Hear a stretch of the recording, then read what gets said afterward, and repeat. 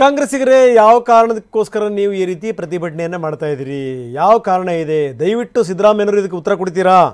ಇದು ಪ್ರಹ್ಲಾದ್ ಜೋಶಿ ಕೇಳಿರುವಂಥ ಪ್ರಶ್ನೆ. ಯಾವುದಕ್ಕೋಸ್ಕರ ಮಾಡ್ತಾ ಇದ್ದೀರಿ ನೀವು? ಧರ್ಮದ ಹೆಸರಲ್ಲಿ ಸಮಾಜದ ಸ್ವಾಸ್ಥ್ಯವನ್ನು ಕೆಡಿಸಿದ್ದಾಯಿತು, ಕದಡಿದಿರಲ್ಲ, ಅದಕ್ಕೋಸ್ಕರ ದಿಲ್ಲಿ ಚಲೋ ಮಾಡ್ತಿದ್ದೀರಾ?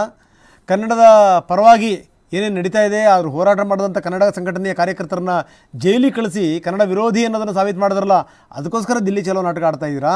ರಾಷ್ಟ್ರವನ್ನು ವಿಭಜನೆ ಮಾಡ್ತೀವಿ ಅಂತಂದಂಥವ್ರಿಗೆ ನೇರವಾಗಿ ಬೆಂಬಲ ಕೊಟ್ಟರಲ್ಲ, ಅದಕ್ಕೋಸ್ಕರ ಈ ರೀತಿ ದಿಲ್ಲಿ ಚಲೋ ನಾಟಕ ಆಡ್ತಾ ಇದ್ದೀರಾ? ಯಾವುದಕ್ಕೋಸ್ಕರ ನೀವು ಈ ರೀತಿ ಮಾಡ್ತಾಯಿದ್ದೀರಿ? ಇಂಥ ನಾಟಕ ಯಾಕೆ ಆಡ್ತಾ ಇದ್ದೀರಿ? ರೈತರ ಮಕ್ಕಳಿಗೆ ನೀಡ್ತಾ ಇದ್ದಂಥ ರೈತರ ಕರ್ನಾಟಕದ ಕಾಂಗ್ರೆಸ್ಸಿಗರೇ ಯಾತಕ್ಕೋಸ್ಕರ ದಿಲ್ಲಿ ಚಲೋ ನಾಟಕ? ಗ್ಯಾರಂಟಿ ಹೆಸರಲ್ಲಿ ಅಭಿವೃದ್ಧಿ ಯೋಜನೆಗಳಿಗೆ ಕನ್ನ ಹಾಕಿದ್ದೀರಲ್ಲ, ಅದಕ್ಕೋಸ್ಕರ ದಿಲ್ಲಿ ಚಲೋ ನಾಟಕನಾ? ರೈತರ ಮಕ್ಕಳಿಗೆ ನೀಡ್ತಾ ಇದ್ದಂಥ ಅನುದಾನ ಏನಿತ್ತಲ್ಲ, ಅದಕ್ಕೆ ಸಂಬಂಧಪಟ್ಟಂಗೆ ನೀವು ಏನೇನು ಮಾಡಿದ್ದೀರಿ? ರೈತರ ನಿಧಿಯನ್ನು ರದ್ದುಗೊಳಿಸಿದ್ದೀರಲ್ಲ, ಅದಕ್ಕೋಸ್ಕರ ಏನಾದರೂ ಈ ದಿಲ್ಲಿ ಚಲೋ ನಾಟಕ ಆಡ್ತಾ ಇದ್ದೀರಾ?